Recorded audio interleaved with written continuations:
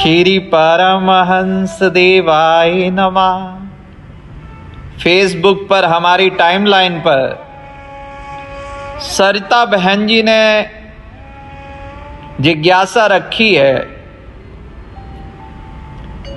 सरिता बहन जी और उनकी छोटी बहन ये तो कहते हैं कि परमात्मा को बिना गुरु के प्राप्त नहीं किया जा सकता, परंतु सरिता का भांजा कहता है कि गुरु के बिना भी ईश्वर को प्राप्त किया जा सकता है।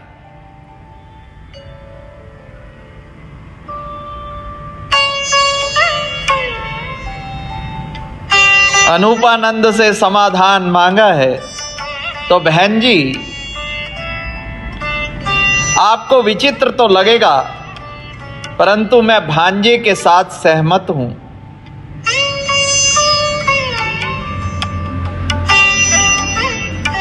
हृदय में सच्चा प्यार हो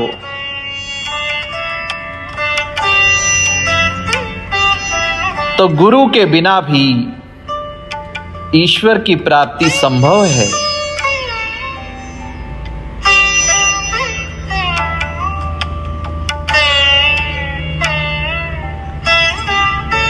भगवान जी के वचन हैं, हरि व्यापक सर्वत्र समाना, प्रेम ते प्रगट होई मैं जाना।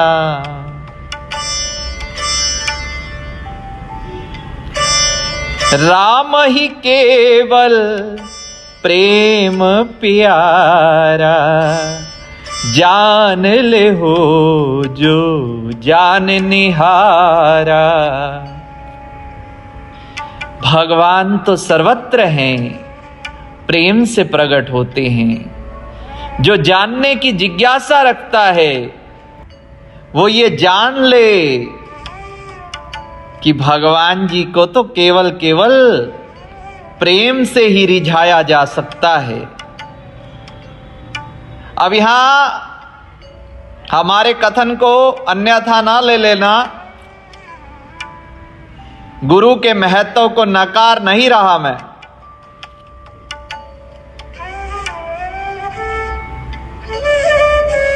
मैं अपने स्टाफ के विरुद्ध बात क्यों करूंगा। हम भी स्टाफ के हैं, डॉक्टर नहीं। तो कंपाउंडर तो अनूपानंद भी है भाई। पर केवल डॉक्टर को फीस देने मात्र से स्वास्थ्य लाभ प्राप्त नहीं कर सकते। ऐसे गुरुजन को दक्षिणा चढ़ा देने से परमात्मा की प्राप्ति नहीं हो सकती। अब प्रश्न उठता है कि कई महापुरुष कहते हैं कि गुरु बिन भगवान नहीं मिलते। वो भी अपने तरीके से सही कहते हैं। जैसे हम कहें कि डॉक्टर के बिना इलाज नहीं हो सकता, बिल्कुल सही बात। परंतु कोई कहे कि डॉक्टर के पास पहुंच जाने मात्र से रोग दूर हो जाएगा, या जो डॉक्टर के बिना स्वास्थ्य लाभ प्राप्त करना चाहे वो प्राप्त ही नहीं कर सकता, ये गलत है।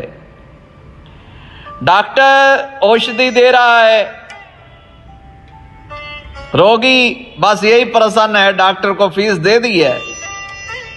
दवा खाने की क्या जरूरत है, परहेज रखने की क्या जरूरत है। तो वो स्वास्थ्य लाभ प्राप्त नहीं कर सकता। ऐसे ही जो सीढ़ी पर चला जाए, गुरु तो सीढ़ी है, उसका उपयोग करके छत पर पहुंच जाना है। सीढ़ी में ही जो चिपक जाए, प्रसन्न हो जाए कि मैं छत पर पहुंच गया, वो छत पर नहीं पहुंच सकता। डॉक्टर की जगह गुरु और स्वास्थ्य लाभ की जगह भगवत प्राप्ति को रखकर समझिए। डॉक्टर के पास पहुंचकर भी जो औषधि सेवन ना करे वो स्वस्थ नहीं हो सकता। वैसे ही मात्र गुरु के पास पहुंच जाने से भगवान नहीं मिल सकते। हाँ, गुरु के बिना ज्ञान नहीं हो सकता, परंतु यह भी तो सच है कि ज्ञान के बिना भी प्रेम से परमात्मा प्राप्त हो सकते हैं। परंतु प्रेम रहित ज्ञान से भगवत प्राप्ति कदापि नहीं हो सकती। गुरु के दिए ज्ञान का भी इतना ही उद्देश्य है कि भगवत चरणों में सच्चा प्रेम, विश्वास, श्रद्धा जागृत हो जाए। तो मूल तत्व भगवत चरणों में प्रेम जागरण ही है। रसखान के गुरु कौन थे, वह किस जाति के थे, किस परंपरा में वह दीक्षित थे, ये बात गौण है। परंतु इस बात को हम सबका दिल मानता है कि उनको श्याम सुंदर प्राप्त हो चुके थे। मीराबाई के गुरु कौन थे, बाल्यकाल में गिरधर की मूर्ति उनको मां ने दी थी या किसी पंडित ने या किसी गुरु ने, यह बात गौण है। पर यह बात हमारा हृदय मानता है कि वो श्याम सुंदर की हो चुकी थी, श्याम सुंदर उनके हो चुके थे। श्याम सुंदर की 16,108 रानियां बताई जाती हैं, पर अनूपानंद कहता है 16,110।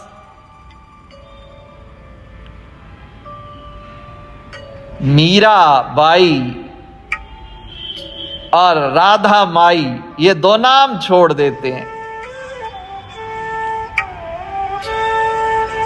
मीरा को किसने सिखाया प्यार? प्यार सिखाने की, ट्रेनिंग देने की चीज नहीं है। किसने कहा कि श्याम सुंदर को पति मानो? वो तो स्वयं ही गाती फिरती है, मेरे तो गिरधर गोपाल, दूसरो ना कोई, जाके सिर मोर मुकट मेरो पति सोई। वो स्वयं दीवानी है। मीराबाई दूसरों को भी नहीं कहती, अपने विचार नहीं थोपती कि श्याम सुंदर को पति मानो। हाँ, ये अलग बात है, उनसे प्रेरणा लेकर भले कितने लोगों ने श्याम सुंदर से प्रीत लगाई हो। बहन जी, आपने कहा कि भांजा सब तरह से योग्य है, लायक है, अर्थात उसमें मानवता है। आजाद स्वामी बहुधा यह निवेदन करता रहता है कि प्रथम मानवता, तत्पश्चात गुरुमुखता। ये तथा कथित गुरुमुखता, उस तथा कथित गुरुमुख से वो मनमुख अच्छा है जिसके अंदर मानवता है। वास्तविक गुरुमुखता और गुरुमुखता के दंभ में धरती आसमान का अंतर है।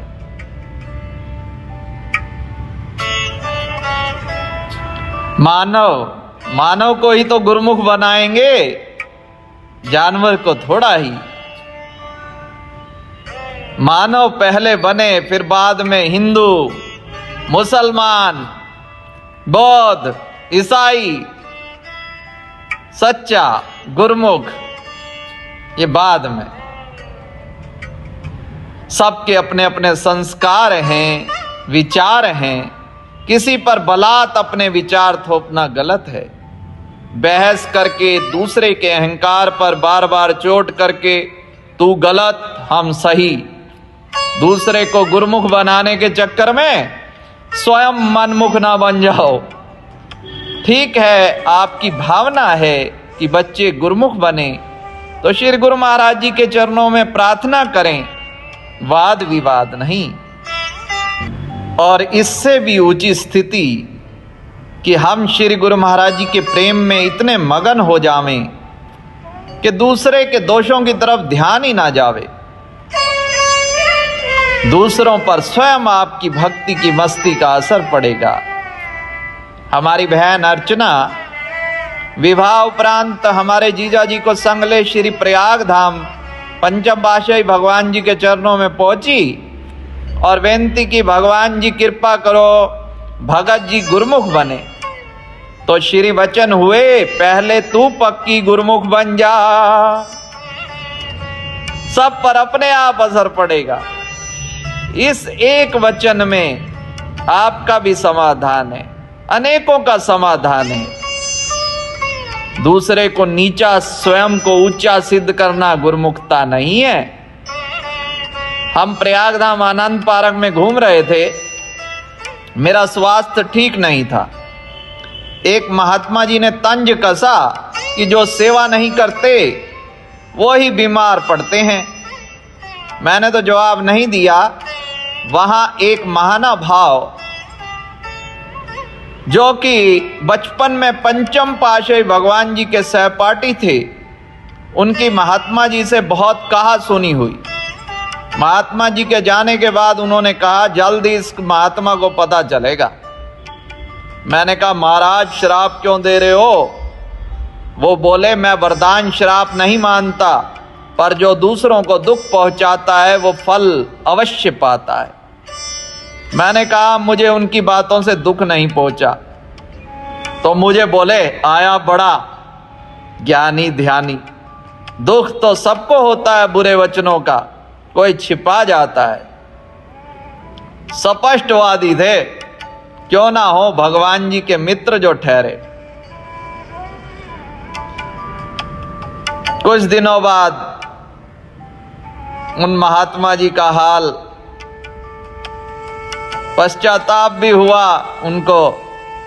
अस्तु, ये जो जिनकी मैं बात कर रहा भगवान जी के मित्र, 80 साल से आयु अधिक थी, पर फिर भी एकदम फिट।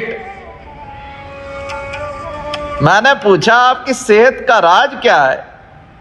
बोले एक पैग रोज लेता हूं। मैंने कहा क्यों महाराज मजाक कर रहे हो? तो बोले सच्चाई बता रहा हूं, रात को सोने से पहले दवा की तरह अच्छी खुराक भी खाता हूं साथ, और सो जाता हूं। शराबियों की तरह चिल्लाता नहीं, पर एक पैग लेने के पश्चात कोई 10 लाख दे तो भी दूसरा पैग नहीं लूंगा। सीमा है, मर्यादा है, नियंत्रण है अपने पर।